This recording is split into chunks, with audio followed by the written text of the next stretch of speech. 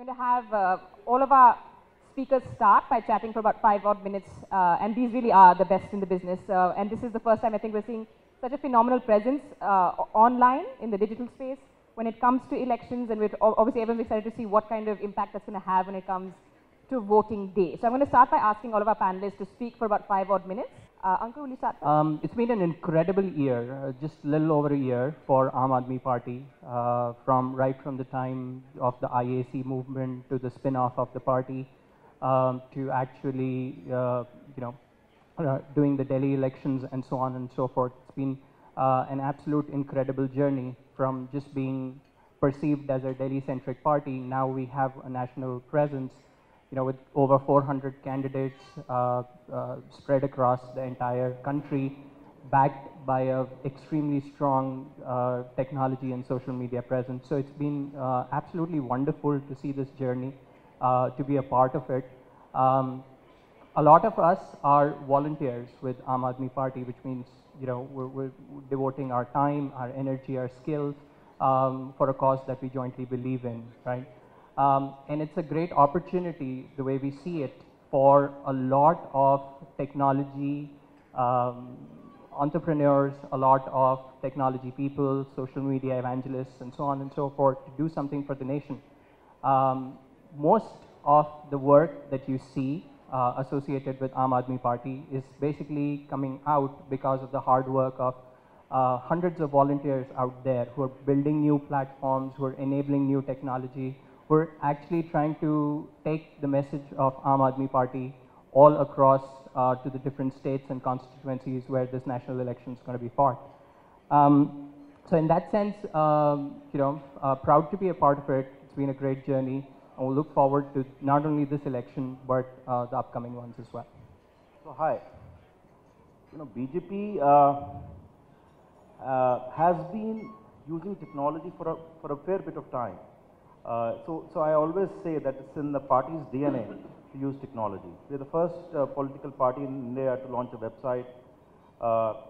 2004, the legendary messages from the then Prime Minister Atal Bihari Vajpayee, and 2009 blogging by Advani ji, and a massive digital campaign. But a lot has changed in India, of course, and we all know that. This is the best group that would understand that, because from 2 crore 20 million internet users to about almost 180 to 200 million internet users now. So the audience has certainly changed. And what we are seeing, that a lot of these users are of course concentrated in a few, about 1/3 of India's seats. Of course there are many others who are spread all across India, and I have my personal experiences, which I'm sure all the co-panelists would have also felt, that I've seen people from the remotest part of the country being on Facebook, being on Twitter, and now on WhatsApp. Just about everybody is there. It's the easiest thing. My mom knows how to use it. So I think the ease of use of WhatsApp has been legendary. So, and how do we, as a party, then our thing has been, how do we use this digital world, this 200 million people, which are a sizable citizens of India, along with the mobile technology. So we've not forgotten the mobile phone. And that's how we do the 360-degree campaign. One small example of that is when a rally happens on the ground, and let's say, 5 lakh people attended on the ground. About 1 lakh people see it online, live on a webcast, and about 50 to 70,000 actually hear it on a plain, simple mobile phone. So there are two things. We do a lot of work with a lot of entrepreneurial companies. 1 or 2 of these such entrepreneurial partners are actually present here. And how do we make sure that every person that we believe we can connect with, using a simple mobile phone to smartphones, to the web technology and social media, we use it in that format. It's of course real time for us. So for example, I'm just coming from an event where we launched the charge sheet, and I'm not getting into any political debate, but we launched a charge sheet against the UPA government. And my friend Sanjay is here. I'm actually not trying to make a political point here, but the point I'm trying to make is that it is 360 degrees. It's launched on the web, it's launched on Facebook, it's launched on Twitter. There's a Twitter, crowdsourced trend that is happening. There is a, it's WhatsApp across the country. So for us, it's amplifying the message that is existing and taking it, using the digital platform in real time across India, across the world. And that's really the way we do it. Way not to make a political point. I think well started. Sanjay, go ahead. Well, to be very honest, this is a quasi-political debate. So every time BJP launches a charge sheet, I know somebody from BJP needs to be arrested. The point I want to make here is a very simple one. Yeah, I think all three of us will agree with it. Firstly, as a politician during this very crazily intense election time, it is very gratifying for us to know that the audience here is above voting age. So, you know, for us, technically, this is what you call as a return on investment. The fundamental point that I would like to make here is, and I think both Arvind and Ankur have already stated that, is that social media as a platform is something that no one can really ignore anymore. I mean, anybody ignores it, you do so at your own peril. On behalf of my own party, I'll be very honest, we have been slow off the blocks. I'm not going to come and give you a spiel to say that, you know, we cited this great revolutionary opportunity in the technology medium 25 years ago. If we did, well, we didn't do anything for it for 25 years. The fact is that once we get going, I think we recognize what needs to be done. And, you know, very often I have been introduced in a lot of these discussions as the most hated man on Twitter. And I was told that I should be very flattered by that description. So let me tell you, ladies and gentlemen, you are in very august company today. And why hated? Because end of day, the social media being the nature of the beast the way it is, everyone gets to you directly. Every time I finish a TV program, the first thing I don't do is what's happening on my Twitter. Because there's a massacre out there. I mean, there's a kind of bloodbath that will make Tiananmen Square look like a walk in the picnic. So I think end of day, there's a powerful medium here that exists. It needs to be made perhaps a little more interactive. At the moment, it's still one-sided. Ironically enough, it's very one-sided. All political parties so far push their agenda and don't really respond to the counter view.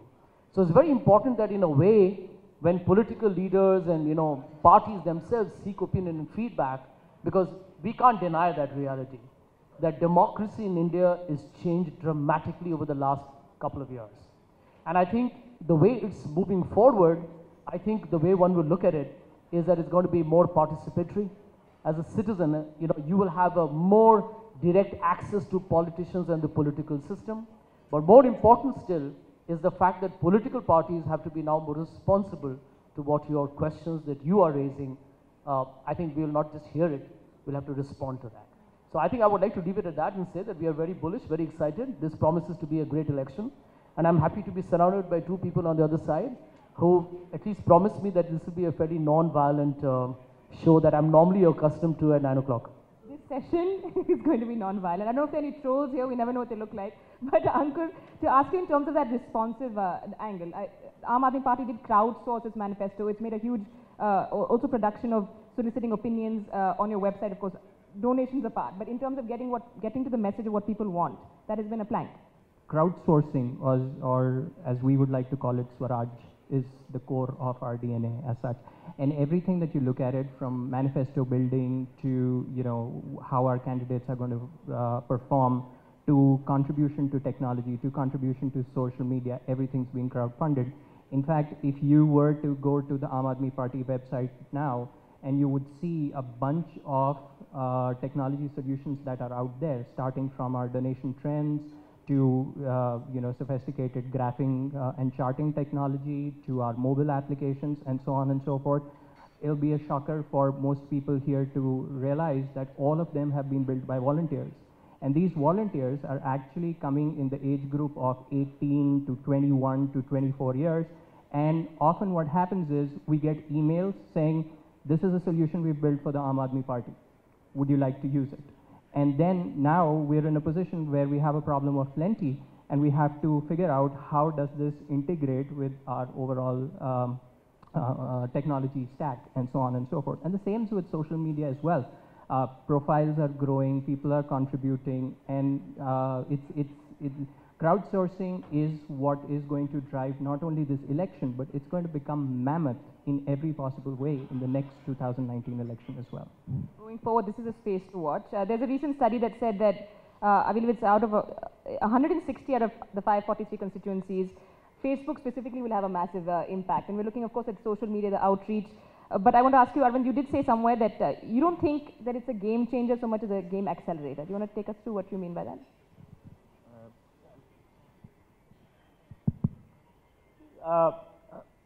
Well, 160 seats, it's a lot actually. So in that sense, it could be a game changer. But as a overall, it's a message amplifier.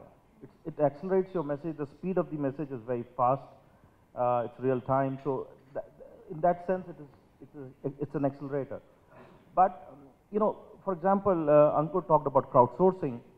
Crowdsourcing manifestos, crowdfunding, you know, your campaigns. It's all great.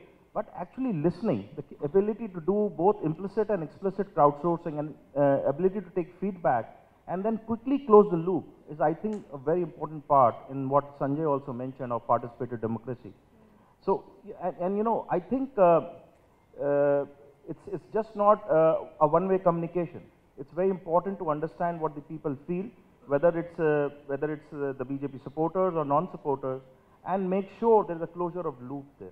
And you know, we definitely have had a few instances in the past 1 week only, where the social media world erupted against the party and gave a very strong feedback, a negative feedback, where we had to react and take corrective measures. So I think it's opening up a world where political parties need to realize that this is a very important part of their listening mechanism. And we as intermediaries in that, at least I am an intermediary in that, to make sure what is being said in the social media world is being acted upon, not only being heard, but is also being acted upon by our senior leadership. So again, coming back to the responsiveness of it, at the same time though, and I suppose many people here would know whether this is true or not, you can't sell a bad product. You can sometimes, but at some level you've also been saying social media is important to listen, to respond and get a real feel for what people want. What do you want to say about that? Yeah, see, I'll tell you, if you look at the reality of India, you know, all of us are sitting here in a wonderful 5-star hotel in the cosmopolitan city of Delhi. We are a small slice of India. Let us not try and ignore that reality. India is complex. The moment you drive 5 kilometers outside of Delhi or Mumbai, the entire topography changes. So if you drive in further into the interiors of Uttar Pradesh, or you go into Andhra Pradesh, you go to Karnataka, Maharashtra, Bihar, Uttar Pradesh, anywhere, you find that there is illiteracy. I mean, you know, we keep talking about broadband connections, the growth of smartphones, and how, you know, we are likely to see an exponential boom. I completely agree that's going to happen. And that's an inevitable reality, Amrita. But the truth is that in this election, since we are focused on what could be the immediate short-term impact, I believe for the urban crowd, I think this is, the moment is arriving. It's almost there. No political party that I can know of, even we who started late, have been very receptive to what's going on. Like for example, from our party, you have Shashi Tharoor, you have Manish Tiwari, Ajay Markan, Digvijay Singh, Mr. Kapil Sibal, a whole lot of people out there already. But you know, the crux of the matter is... Sorry, no Rahul Gandhi, no Sonia Gandhi. Well, it's an interesting contrast. No, they will come in later. See, the point I'm going to make is that if you look at India's caste, if you look at India's religion, if you look at the fact that there are so many dynamics involved as you go into the interiors of India, it is going to be, there is the traditional form of reaching out to people, which is done through Mahasabhas and public gatherings, will continue. And you know, I will try and make a point here. Now, this must be a blue moon night today, because I got to congratulate my BJP opponent on the other side for one thing. You see, he's got a problem, because all of you read about it, called the very powerful, overwhelming force of the internet. They call it as the internet Hindu on Twitter.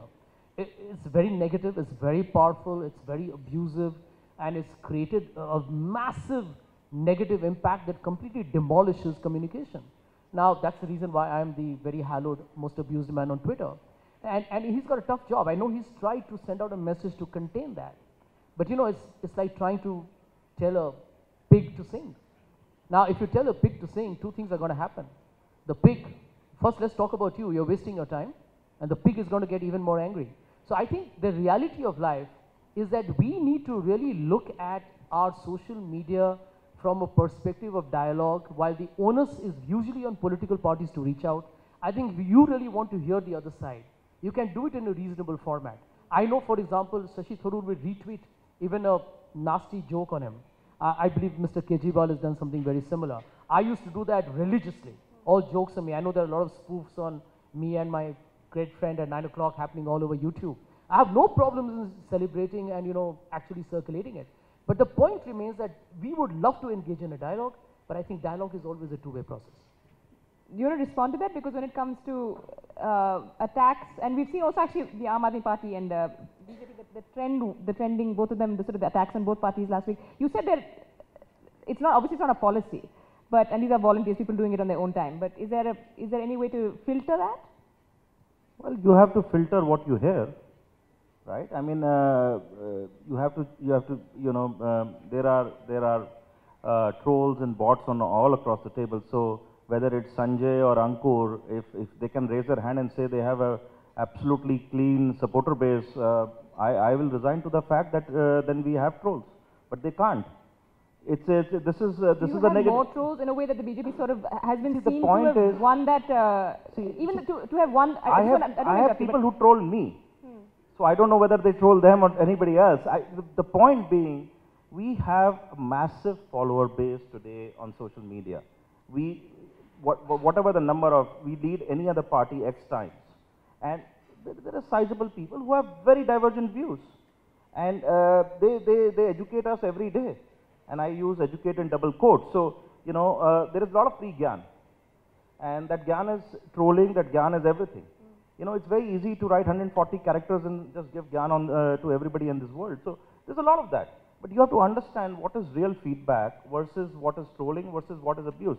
Abuse is something that all of us, all the political parties will really condemn and discourage. But unfortunately, that is the 2%, 3%, whatever percentage it is that is happening out there, that gets amplified by media, that gets amplified in all debates. We should talk about the niceties of social media.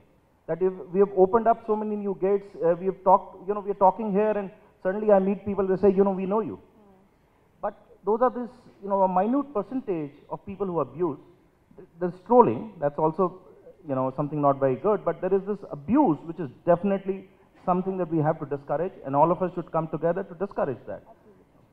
Can I add one quick point to that? I'm going to raise up my hand because he said if you don't have any, raise up your hands. I'm going to tell this to Arvind that yes, there are a few in our and that's it. There are a few. No, the point I'm going to make is one swallow. There is lighter shades of grey. One swallow. There is no black and white here. No, there is no black and white here. Let's make it a TV debate now. Let it be Arnab out here. Just one. But there is no. You raise up your hand. This is a digital world. It's 0 or 1. Okay. Digital world 0 or 1. I need to start talking a little more in that case. No, the point I want to make here is one swallow does not a summer make.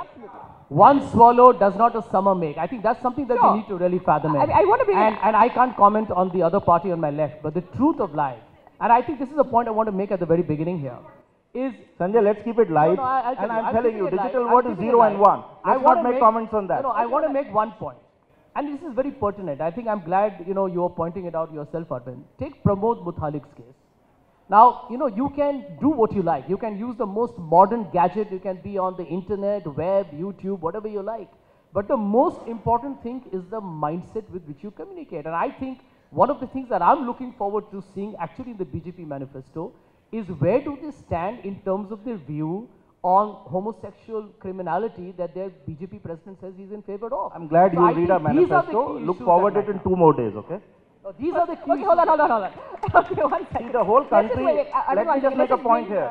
The whole country is looking forward to the manifesto because they know who's going to govern on May 16th. So, thank you very much. Well, all I can tell you is without the manifesto, you can't even have a government.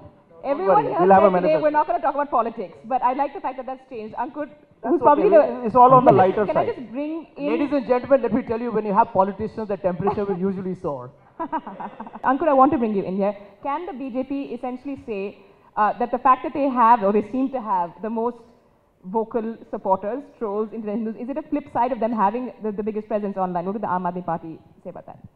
Well, I would hate to speculate on what BJP can or cannot do. It is something that is strictly Arvind's domain and he understands it the best, right? So let's leave it to that. But I do want to make a separate point.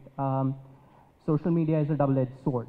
And the sooner we all learn to realize that, I think we'll become more receptive to this fact.